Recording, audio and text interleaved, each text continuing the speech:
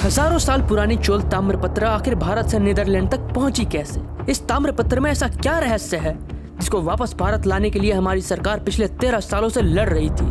ये सिर्फ किसी धातु के टुकड़े नहीं है, बल्कि भारत के उस महान साम्राज्य के जीवंत सबूत है जिसे कभी समुद्रों का राजा कहा जाता था, जिसकी नौसेना हजारों किलोमीटर दूर तक युद्ध में विजयी होती थी और जिसका व्यापारिक एवं सांस्कृतिक प्रभुत्व पूरे एशिया में फैला हुआ था। ये कहानी है चोल साम्राज्य की।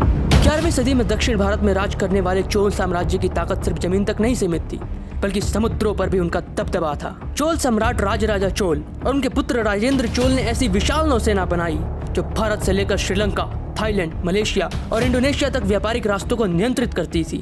उस समय दुनिया का सबसे महत्वपूर्ण समुद्री रास्ता था कडारम, जिसे आज हम स्ट्रेट ऑफ मलक्का के नाम से जानते हैं। उस समय इस रास्ते पर नियंत्रण था श्री विजय साम्राज्य का। चूंकि सबसे ज्यादा व्यापार इसी रास्ते से होता था, इसलिए राजेंद्र चोल ने श्री विजय साम्राज्य के राजा के साथ संधि की, जिसका सबूत यह ताम्रपत्र है, जिसमें वर्णित है कि तमिलनाडु के नागपट्टनम में स्थित एक बौद्ध विहार को एक पूरा गांव दान में दे दिया गया, ताकि श्री विजय साम्राज्य का कोई भी नागरिक या राजा आए तो आराम से रह सके। बदले में चोल साम्राज्य के व्यापार को उनके कडारम में किसी मुसीबत का सामना न करना पड़े। परंतु हुआ इसके विपरीत। श्री विजय ने चोल साम्राज्य के व्यापारिक रास्तों को रोक दिया, लेकिन राजेंद्र चोल ने वो किया जो इतिहास में कभी नहीं हुआ। 3000 किलोमीटर दूर अपनी अजेय नौसेना को भेज दिया, जिसने श्री विजय साम्राज्य को युद्ध में बुरी तरह कुचल कर रख दिया और आज के स्ट्रेट ऑफ मलक्का को अपने नियंत्रण में कर लिया। इस जीत के बाद चोल साम्राज्य ने हिंद महासागर के व्यापारिक रास्तों पर अपनी पकड़ मजबूत कर ली। इसी समुद्री ताकत का प्रमाण है यह 30 किलो का ताम्रपत्र, जिसे 17वीं सदी में Dutch east India company Netherlands ले गई।